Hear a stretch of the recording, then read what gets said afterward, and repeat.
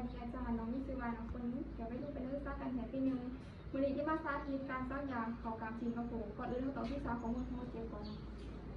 พอเจ็บซื้อบ้านอายุ20 ปีอยู่บ้านพงเมื่อก่อนเสียแข้งเป็นภาษาอยู่ของเบอร์เจ็บเตียงหาเขามาในห้องนอนโดยอาการไข้ขึ้นสูงอุณหภูมิ38องศาเหตุการณ์เป็นตัวของทันหมอไห้ซักยางปาราซิตามอล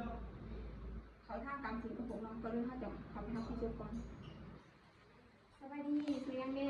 ชื่อว่าอายุเท่าไหร่เด้ อายุ20 ปี อยู่บ้านในเมืองใดแค่นั้นเอง อยู่บ้านทงเมืองปากสีแข่งอยู่ประสาทโดยลูกคือน้ำพ้นด้วยเป็นนักศึกษาการแพทย์ปีหนึ่งวันนี้จะมาเหตุหัตถการทราบยาของการสิงคโปร์เดอร์โดยยาที่ทานหมอคุณบอกสื่อจะมาอยู่ประเทศโดยเราถามหนูอีกประมาณ10 นาทีเด้อหลังจากนั้นเขาจะมาเตรียมอุปกรณ์นะก่อนที่จะเตรียมอุปกรณ์เขาจะมาล้างมือหาอุปกรณ์ในสาร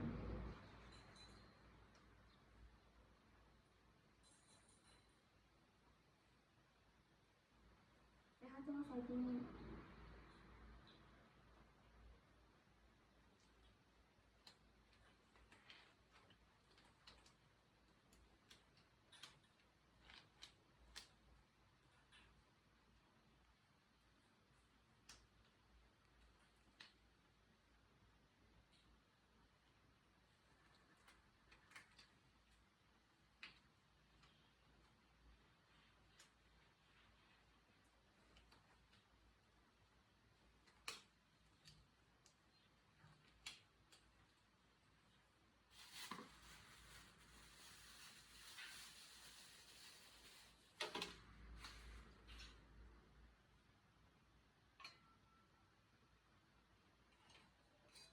ตัวนี้จะเป็นส้มมีเปียก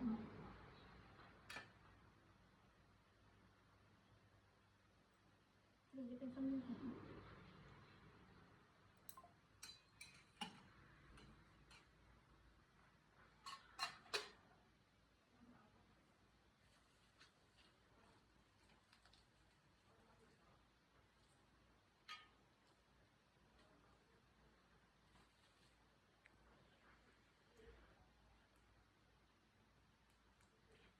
เขาจะมาเสียบยางตัวนี้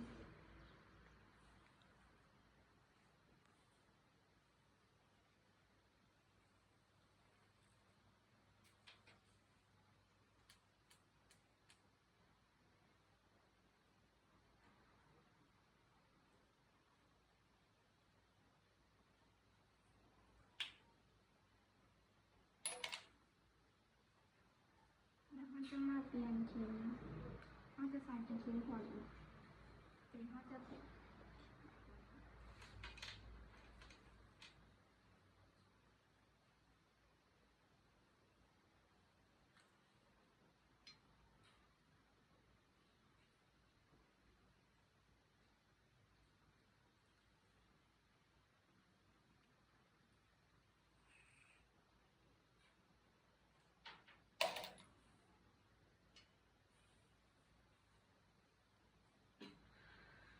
แล้วเขาจะมาไล่อากาศออก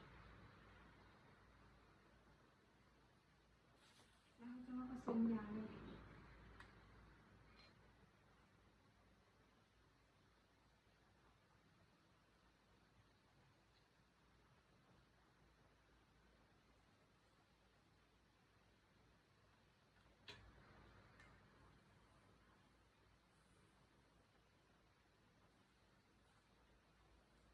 หลังจากนั้นเขาจะมาดูดยา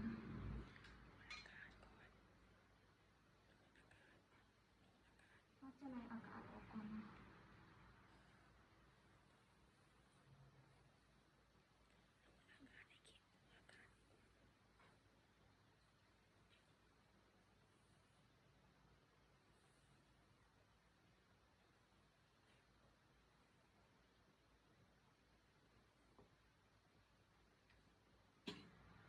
เขาจะมาไล่อากาศ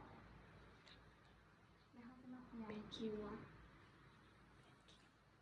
เขาจะมาเปลี่ยนข้อเข็มเขาจะตีมันให้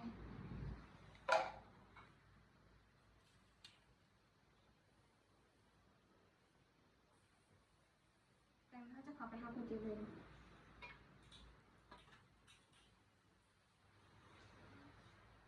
โดยเขาไม่อยากได้เงิน จะเอาซังดีเปียกเสร็จให้คนเจ็บไม่ถูกคนท้องเขาจะซัก1/4ของคนของเธอ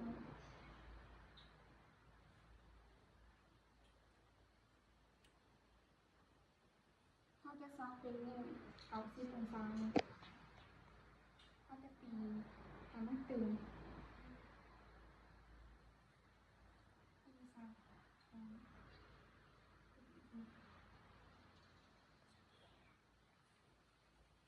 แล้วเขาจะเอา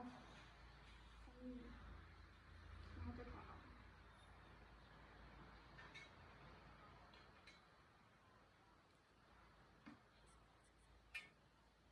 โดยแม่แล้วเด้อบอกให้แม่เอามือเนียนเด้อค่ะว่ามีอาการเจ็บหรือว่าแสบหรือว่าคันก็สามารถแผลทานหรือว่าอยู่ได้เด้อโดยให้แม่พักผ่อนได้เด้อ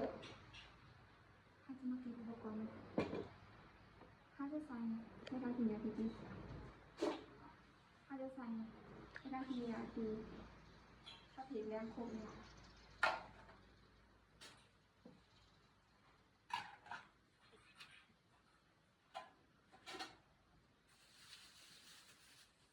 ถ้าจะมาขอที่นี่แล้วเขาจะมาล้างมืออยู่นะคะทุกคน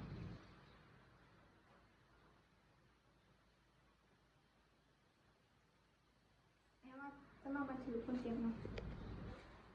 คนเจ็บซื้อบ้านในสปีอยู่ในทุ่งมะเต้แค่จะมาซักอยู่ของเจ็บเตียงหาในซักยาปาราเซตามอลเขาท่ากับสีกระโปงเนาะในเวลา4 โมงครึ่งอาการของคนเจ็บในปกติดีเนาะแต่ติดตามอาการขณะเดี๋ยวติดตามอาการเติมอีกเนาะโดยบทแรงการซักยาเขากันเสียของกระโปงของหนองกระจกเป็นสมุน